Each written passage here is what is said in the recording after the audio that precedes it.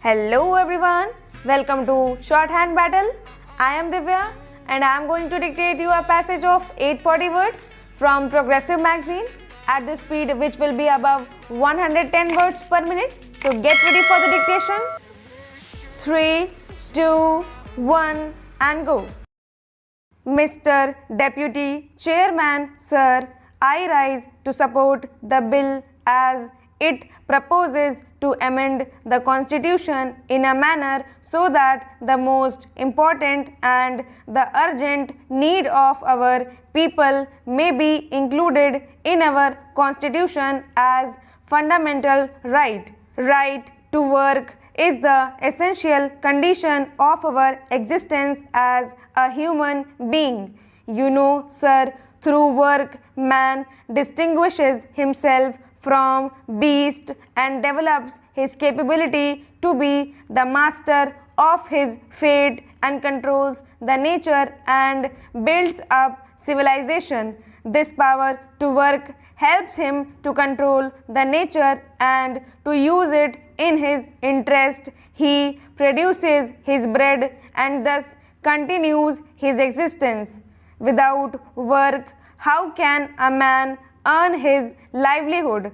So, it is absolutely related to the question of his existence. But today, this existence of man is challenged in our country. The unending queue of unemployed people is increasing day by day. There is no security of his existence as he has no means of production at his disposal. In a developing country like ours, the unemployment problem is the most burning problem. We have no opportunity to work and no right to work. The number of unemployed people registered with the employment exchanges in our country is more than 2 crores. But this is not the real picture. In the rural areas, the uneducated masses of unemployed youth do not register their names with the employment exchange offices. The agricultural laborers, poor peasants from the bulk of the rural are unemployed. Besides, they do not get jobs for all the time throughout the year. More people are entering into cultivation on the same size of land, thus increasing the number of hidden unemployed people. The rural poor, such as agricultural laborer, bonded laborer, poor, peasants, etc., are the major part of rural unemployed. With them, the other sections of the small and middle peasantry and rural artisans are gradually losing their land and their small means of production. Sharecroppers are being evicted from the land and sharecroppers day by day are getting more and more impoverished. The middle class people are also the most unfortunate victims of unemployment. Workers are thrown out of their jobs due to lockout, closure and recession in the economy. Taking all of them together, the number of unemployed in our country works out to be more than 6 crores. But how can they live without a job? After 65 years of our independence, the ruling class is far behind in getting these people out of this problem. We are making plans one after another. But what is the result? After the first 5-year plan, the number of registered unemployed people stood at 20 lakhs. After the second 5-year plan, it rose to 35 lakhs.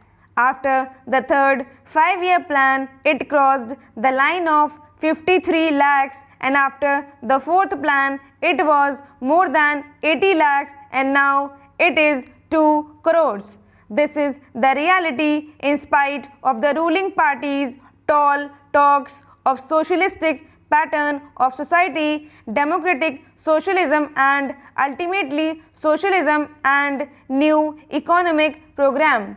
The ruling party have been crying from the housetops about the so-called socialism in our country.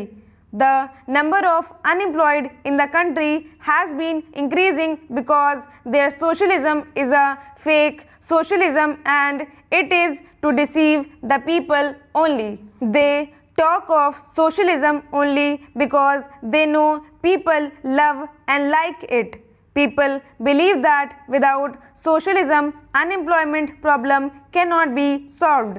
What is socialism?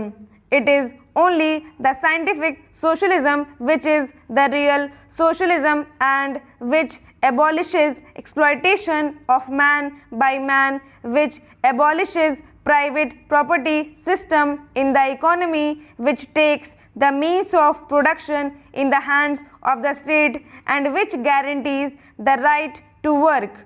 But in our socialism, the rich becomes richer and poor becomes poorer.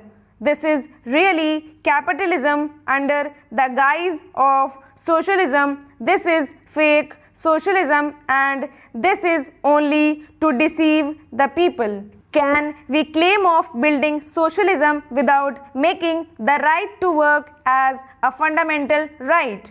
We cannot. In all the socialistic countries, this right to work is guaranteed by the constitution as a fundamental right.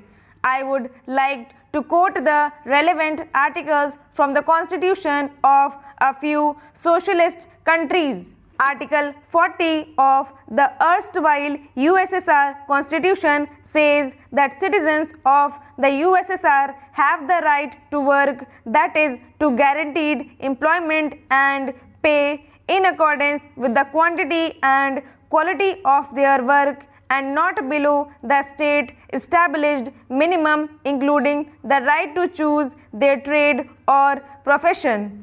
Article 49 of the Constitution of China says citizens have the right to work. To ensure that citizens enjoy this right, the state provides employment in accordance with the principle of overall consideration, and on the basis of increased production, the state gradually increases payment for labor, improves working conditions and strengthens labor protection. Stop.